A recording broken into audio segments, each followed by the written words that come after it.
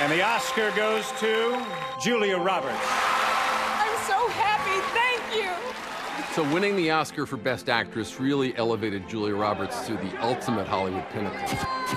But it also lifted Erin Brockovich from a kind of obscurity to a level of fame she might never have imagined. Erin's first television appearance ever. In fact, throughout pop culture, Erin Brockovich even became a verb. Hey, we can Erin Brockovich the out of this case. Sorry I had to pull in Erin Brockovich. I'm Erin Brockovich. Oh, I'm so proud of you. I think that Erin has become a metaphor for a person who's not going to take no for an answer. Why don't you file a class action suit? Oh, yeah, like Erin Brockovich. Being relentless, determination. I'm mad as hell. Who can't be bought off or sidelined. Make the difference. Uphold our values. We're still talking about this, and that movie came out 21 years ago. It was almost before its time. Because it was about environmental pollution that we are in the throes of today. Unfortunately for the residents of Hinkley, California, if they were expecting a Hollywood ending, they would be sadly disappointed. Erin caught up with Roberta Walker on the spot where her neighborhood once was. Now, it's just barren landscape. Can you believe it's been 30 years? We have this reunion of the same issue going on. 30 Different years later. You know, yeah. Hey, hi. Roberta Walker was the inspiration for the character in the movie named Donna Jensen, who's played by Marg Helgenberger. Well, come on in. The judge came back with a number. He's gonna make them pay $333 million. The money did not fix the problem for me, not at all. I didn't even receive a fraction of that. If I had that much money, I wouldn't be working 3 jobs. It made it look like we won, and we really didn't. PG&E didn't go to court. Nobody got fined. Nobody went to jail. So as the years progressed, there was something money didn't fix. Although it is often hard to know the exact cause of illnesses, Roberta believes her family's exposure to years of chromium-6 wreaked havoc on their health. I've had 5 stomach surgeries, 3 or 4 breast surgeries. Both my daughters had to have hysterectomies, fibromyalgia. My one daughter has lupus. My husband had prostate cancer, and we all have asthma. After Brockovich exposed the contamination of Hinkley's water supply, PG&E began to systematically buy up the homes. This is where I used to live. I lived here almost 19 years. Property values for the residents plummeted to a fraction of what their worth is. The only buyers were PG&E. If they're not people getting well water contaminated from your chromium-6, there's no liability. PG&E owns the large portion of what used to be the Hinkley community. We had over 3,000 people living in Hinkley, and now there's a little over 300. Now, in '93, Roberta sold her home to PG&E, which they later bulldozed. She used the money to build a second home 6 miles from the compressor plant, believing she would be safe from the contamination. But that belief changed. If you look straight to the west of me, you'll see white rooftops. That's the PG&E plant. They had said the plume was just like 1.5 mile radius from the station. About 10 years ago, I've got some information that the plume is growing.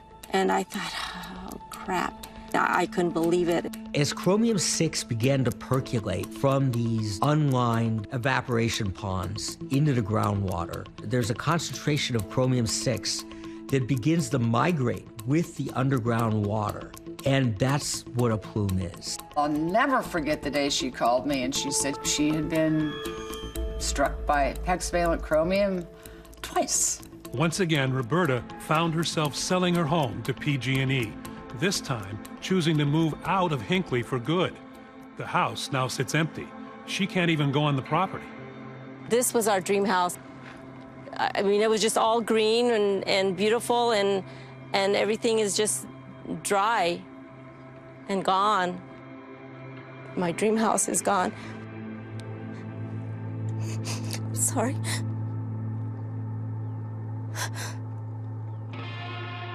Roberta left the town already on life support.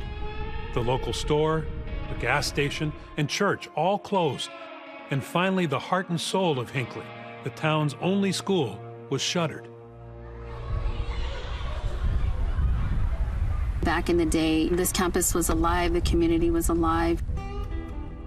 This was a great heartbreak. Hinkley's gone. It's a ghost town. Boy, that's a good way to end a community in America and poison it and its people. I'm surrounded on 3 sides with open desert as far as I can see. I have an 80-mile vista on a clear day. I love it here. Now, among the holdouts is Penny Harper, who still owns a ranch on the outskirts of town. I wanted clean air, I wanted peace and quiet, and I just wanted to get away from all the traffic. Come on. To make sure that my drinking water is safe, I have a reverse osmosis unit under my sinks. I used to give Mars well water. I don't anymore. I give him purified water to drink. My best guess is that the dog's tumor did come from the well water, the chromium-6, but this well has arsenic and uranium also, and PG&E is not responsible for that. Since settling the 1996 lawsuit, PG&E has been working to clean up the contaminated groundwater. One method involves pumping the tainted water onto alfalfa fields, where the vegetation converts the chromium-6 into non-toxic chromium-3. PG&E denied ABC News' request for an interview, but provided this statement. PG&E has made significant progress in cleaning up the highest concentrations of chromium-6 in groundwater. The remedy has removed more than 70% of the estimated release.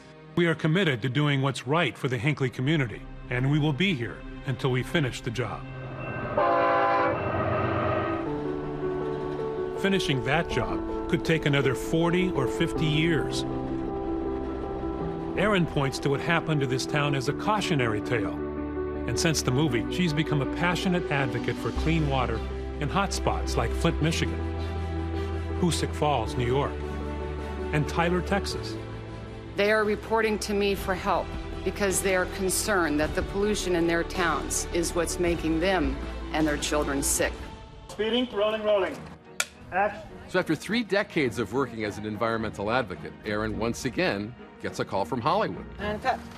Settle down, please. Her larger-than-life persona has captured the imagination of the producer of Grey's Anatomy.